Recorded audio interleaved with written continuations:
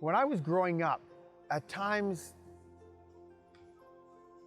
kids, young adults didn't identify with being Indigenous, with being First Nation. We want to make sure that it's a thing of pride.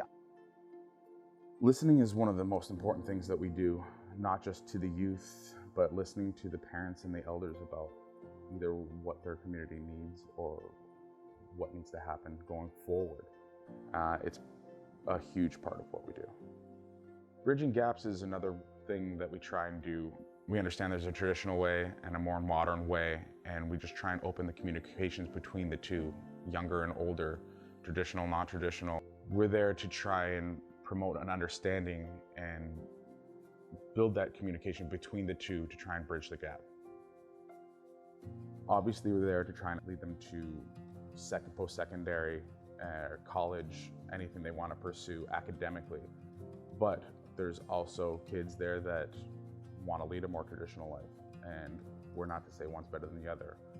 But through our programming, attendance is huge and graduation is huge, because graduation is a little bit of a milestone, and we find it important that everyone should have a goal, and every day when you come to school, it's success, and when you graduate, it's a goal met.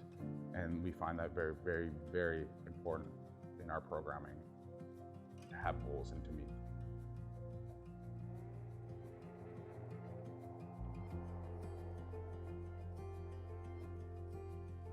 From my point of view, and my obligation is to maintain the area and to maintain the language. Without the language, you don't have anything, you know. You don't even have a nation.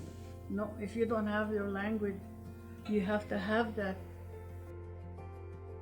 When you're away from the towns, when you're away from the big cities, then the kids are in nature. And we're able to sustain the language. We're able to sustain the culture because everything is right there. We've always tried to do our programming with the elders, with a focus on language, with a focus on culture, with a focus on traditional medicines. We're always trying to keep that alive and keep that relationship going in all of our departments, because we feel that bond has to stay there. It has to stay there because there are teachers, there are healers. An organization like First Assist can really help with that, because you bring in that knowledge, that expertise, and that, you're Indigenous, so they can see, hey, we don't have to lose everything. We can grow, we can come back and help our people. Always been proud of being a First Nations guy. Through what my father helped me understand, it was something I wore proudly on my sleeve, and I told everybody. Through the racism I faced when I played in the NHL, when I walked the streets of a city, when I checked into a hotel, those things I dealt with daily. But it never defined me, I'll never let it define me of who I was.